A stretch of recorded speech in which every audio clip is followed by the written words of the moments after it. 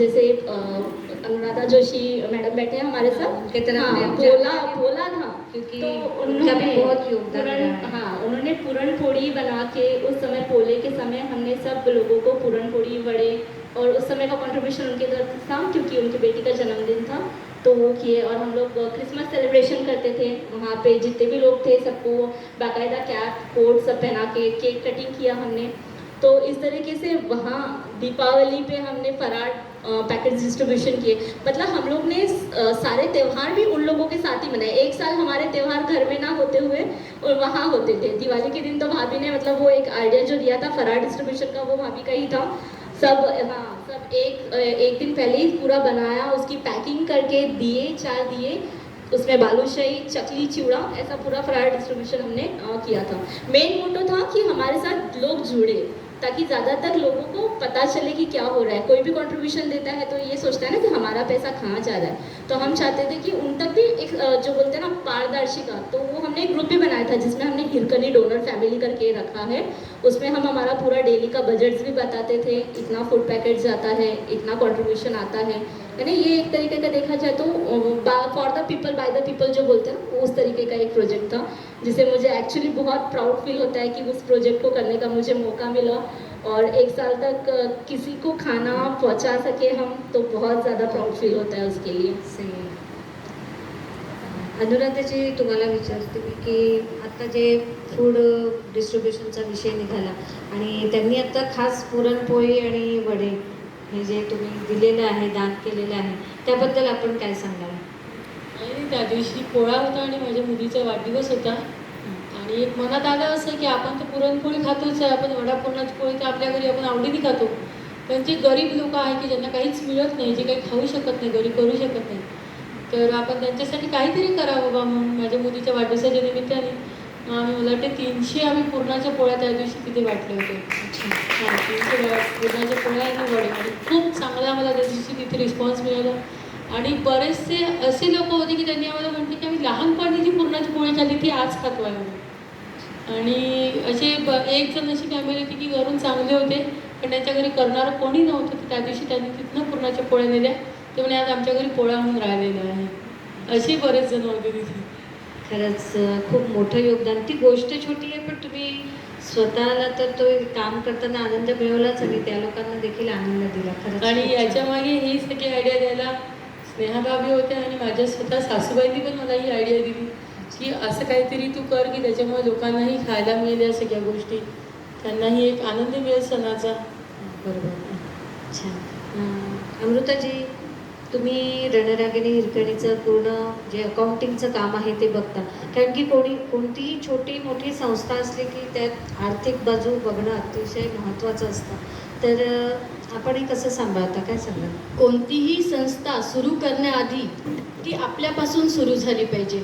त्यामुळे आम्ही जितक्या पण रणरागिणी हिरकणीच्या सदस्य आहोत, आम्ही प्रत्येकजणी वर्षाचे 4000 रुपये काढतो, आणि त्याला दुप्पट कसं करता येईल याचा आम्हाला विचार असते.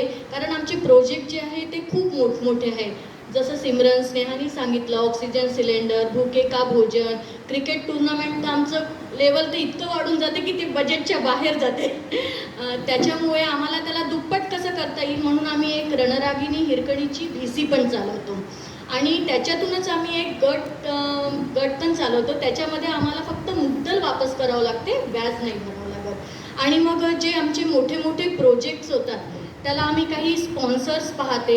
जेव्हा कधी कधी आता भूके का भोजन झालं, जेव्हा आमचा कोणाचाही वाढदिवस असेल तिथे आम्ही ते पैसे देतो. म्हणजे ना त्याच्यामुळे कसं की प्रत्येक आर्थिक मदत जी आहे ती प्रत्येक याला कामी पडते, आणि अशा याच्यामधूनच ते प्रोजेक्ट चालवतो. आणि समोर पाहणारी तर सगळं स्नेहा आहे, फक्त ट्रेजरर म्हणून तिने मला नेमणूक केली आहे. बाकी सगळ्याचे आर्थिक आम्ही त्याच्यानेच चालवतो. स्नेहा जी, पानी का सैलाब जब बाढ़ बन जाता है तो गरीबों को बहुत नुकसान पहुंचाता है. तो अभी तो अपनी बात निकली थी, जब अभी बाढ़ आई, अभी बारिश का मौसम है, अभी हम लोग ने सबने देखा है बाढ़ आ चुकी थी, तब आपने भोजन का तो बताया, और कौन से योगदान आपका रहा है? मैं एक बात बताना चाहूँगी, कल की बात है. हमारे तहसीलदार साहब कल रिटायर्ड हुए रईचवार साहब, और कल जब उनका रिटायरमेंट का सेंड ऑफ था पुलिस स्टेशन में, तो उन्होंने कल सबके सामने बताया कि मुझे बहुत गर्व महसूस हो रहा है कि हमारे बल्लारशाह ज़िले में जब ये बसेस रुकी थी, 3 बसेस थी, और उसमें बच्चे और महिलाएं ऐसे घुसे हुए थे और वो बाहर भी नहीं निकल रहे थे। हमने बहुत कोशिश की, अब थोड़ा सैर वैर कर लो, घूम लो, 3 दिन से आप अंदर रह रहे हो, सिर्फ वो वॉशरूम वगैरह जाके फिर बस में बैठ जाते थे। तो बोले मला एक फ़ोन आला, बोले कि AP से फ़ोन आया, वो नंबर आया जब तहसीलदार साहब के मोबाइल में, और उन्होंने बोला कि मैं 3 दिन बस पे अटका हुआ था और मुझे ऐसा लगा ही नहीं कि मैं एक बल्लारशाह जैसे, उसमें हमको इतनी अच्छी सुविधा मिली, हमको खाने से लेके दवाई से लेके, तो उसका पूरा क्रेडिट हम लोग नहीं लेते। हमारे बल्लारशाह की और 1-2 संस्थाएं हैं, उन्होंने भी बहुत इनिशिएटिव लिया और वो चीज़ की। और मुझे बाहर से भी फ़ोन आता है कि हमारे बल्लारशाह में ज़्यादा लोग सेवा करते हैं, तो सही में हमारे बल्लारशाह के जितनी संस्थाएं बहुत इनिशिएटिव लेती हैं। और वो अनुभव भी ऐसा था कि सुबह बच्चे बहुत बीमार थे, बस में बीमार हो गए थे बारिश के टाइम में एक ही जगह रह के, तो मैडम का रात को फोन आया कि स्नेहा मेडिकल चेकअप करना चाहिए करके, तो कल सुबह अपन प्लान करते हैं। तो मैडम का अर्जेंट में हॉस्पिटल में कोई आ गया, तो फिर डॉक्टर हियर साहब ने आके पूरा चेक किया। उस टाइम भी वो बहुत भयभीत थे बस वाले कि कहीं हम पॉजिटिव आ गए तो हमको यहाँ ही रुकना पड़ जाएगा। तो वो सेवा भी है कि सुबह चाय वगैरह जाती थी, हम लोग चाय बिस्किट, बहुत मेरे बच्चे, सभी के बच्चे, हम लोग एक्साइटेड, हमारा ढोल पथ है, वो सारे बच्चे एक्साइटेड होके सुबह अपने इसमें चाय की कैन लेके बिस्किट, हर बस में चाय वाला करते हुए बिस्किट, तीनों बसेस में सबको उठाना, चाय नाश्ता देना, और दोपहर का भोजन जाता था, रात का भोजन जाता था, और हम दुआ भी कर रहे थे कि ये सब अपने घर में जल्द से जल्द पहुँचे करके। तो इस तरह का वो अनुभव रहा है। अमृताजी, कोणतंही छोटं मोठं काम म्हटलं की काही अडचणी येतात, तर तुम्ही सगळ्या यात महिला आहेत, तसं तुम्हाला पुरुषांचंही सोबत मिळाली आहे, त्यांचं योगदान आहे, पण कधी काही अडचणी आल्या आहेत का? एखादी आठवणीतले काही? मॅडम, जेव्हा आम्ही रणरागिणी हिरकणीच्या संस्थामध्ये, जेव्हा मी आणि माझी जाऊबाई ताई, आम्ही जेव्हा त्याच्यामध्ये जॉईंट झालो, तेव्हा घरचं बघणं खूप म्हणजे आवश्यक आहे. त्याच्यासाठी आमच्याकडे आमची नणद असते. आम्ही जेव्हा कधी बाहेर गेलो तेव्हा तिने आमचं घर सांभाळलेलं आहे. त्याच्यामुळे तिच्यासाठी सुद्धा इथे टाळा असू द्या. आणि हिरकणीमध्ये आम्ही 56 आम्ही 56 महिला आहोत. कधी कोणाचे विचार वेगळे, कोणतेही प्रोजेक्ट करताना कोणी आपले सजेशन देतात, कोणी आपले सजेशन, पण प्रत्येक जण, मला असं वाटते प्रत्येक स्त्रियांमध्ये, आमच्या हिरकणी महिलांमध्ये अंडरस्टँडिंग आहे. त्यांनी आपले सजेशन देतात, ते सजेशन म्हणजे कोणत्याही प्रोजेक्टमध्ये उतरले नाही किंवा त्यांचे आपण हे केले नाही, तेव्हा स्नेहाने त्यांना अगदी व्यवस्थिशीर समजावून सांगितले आहे की ते आपल्या रूल्समध्ये नाही आहे, आपल्या बजेटमध्ये नाही आहे. जेव्हा कधी तुमचे असे विचार मांडायला येईल तेव्हा आपलं बजेट म्हणा किंवा आपल्याकडे पुरेशी रक्कम जेव्हा येईल तेव्हा तुमचे विचारसुद्धा आम्ही लक्षात घेऊ आणि तसे प्रोजेक्ट आम्ही करू. त्याच्यामुळे आमच्या पूर्ण हिरकणी महिलांमध्ये खूप अंडरस्टँडिंग आहे, हे इथे मी सांगू इच्छितो. तुम्ही आत्ताच सांगितलं की तुमच्या नणंद ज्या आहेत त्या देखील बरीच मदत होते तुमची. खूप मदत होते, कारण आता आम्ही इथे दोघी जणी आलो आहे, पण त्या तिथे पूर्ण घर सांभाळतात. अच्छा, खरंच खूप छान. मॅडम, तुम्हाला विचारू इच्छिते मी की तुम्ही एक डॉक्टर आहात, बरेच तुमचे हेल्थ कॅम्प चालतात, तुम्ही या संस्थेमध्ये देखील आहात, ही तुमची बरीच तारेवरची कसरत होत असेल आणि इथे असलेल्या सगळ्या आपल्या मैत्रिणींना तोच प्रश्न पडले असेल की आपण हे सगळं कसं सांभाळता, तर काय सांगाल आपण? मॅडम, मला असं वाटतं या संदर्भात मी खूप खूप खूप नशीबवान आहे. मॅडम, मला माझ्या हस्बंड डॉक्टर नितीन कलरवारचा खूप पाठिंबा असतो. मी कुठे पण काही करायला गेली तरी ते कधी मला टोकत नाही की तू काय करतेस, कुठे जातेस. उलटं ते नेहमी म्हणतात की ठीक आहे, तू जा, बाहेर निघ. आणि जसं अमृताने सांगितलं, मॅम आमची पूर्ण जॉईंट फॅमिली आहे. अमृता असते, ननंद असते, माझा दीर. मॅडम, माझ्यासोबत माझ्या अमृता आणि माझ्या नंदेची आमची इतकी चांगली अंडरस्टँडिंग आहे मॅम की मला असं कधी किचनमध्ये वाकून बघायची गरजच नसते. मला तसं वाटत नाही मी किती दिवस किचनमध्येच जात नाही, कारण या दोघी इतक्या चांगल्या पद्धतीने ते सांभाळून घेतात. मला तर असं वाटतं की खरंच इतकी नशिबाने की मला अमृतासारखी जाऊ भेटली. आणि मी हॉस्पिटलमध्ये पण असली, मला उशीर पण झाला, ती लगेच फोन करते, मॅडम ताई तुम्ही आला का नाही, तुम्ही जेवायला का नाही आला. इवन रात्री पण आम्ही मिळूनच जेवतो. मला जरा 10 पण वाजले किंवा 10:30 पण वाजले ती माझी वाट बघत असते मॅडम. म्हणजे त्या संदर्भात मी स्वतःला खूपच नशिबान समजते. खरंच खूप छान वाटलं आहे. संजना जी, आप रणरागिनी हिरकणी का जो कार्य है वो बल्लारशाह में ही है या फिर बल्लारशाह के बाहर में भी आपका कार्य चलता है?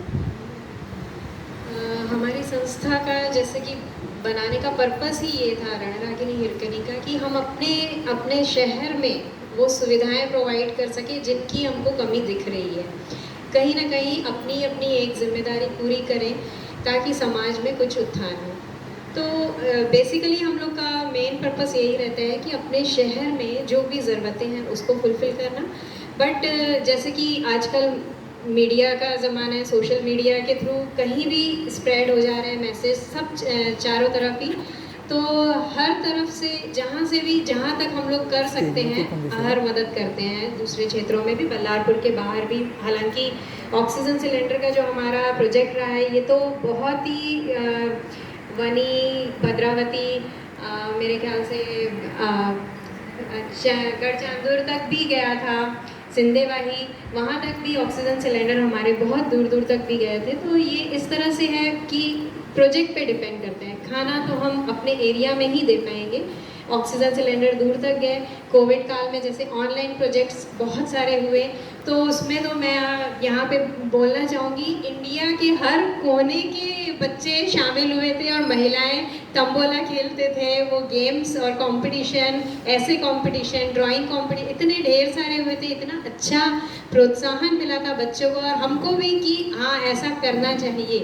तो वहाँ से भी हमने बहुत कुछ सीखा. इस तरह से हमारी संस्था की मतलब बोलना चाहिए किरणें या फिर बोलना चाहिए उजाला तो पूरा भारत में ही किसी न किसी तरह से पहुँचा है. आपने बहुत अच्छा बताया. पर यहाँ पे मैं एक बात पूछना चाहती हूँ, जिन महिलाओं को इच्छा है सामाजिक कार्य में आने की या फिर आप जैसे बनने की, तो आप उनको क्या बताना चाहोगे? क्योंकि कहीं बहुत जगह पे ऐसा होता है कि करना तो चाहते हैं पर कहीं से एक लाइन नहीं मिलती या कहीं पे स्टेज नहीं मिलता, तो आप क्या बताना चाहोगे? बिल्कुल ज़रूरी है, बल्कि मैं कहना चाहूँगी समाज का यदि हर सदस्य, हर महिला अपनी जिम्मेदारी का 1% भी मतलब समाज के प्रति देना, तो इस समाज में बहुत बड़ा डिफरेंस आ सकता है.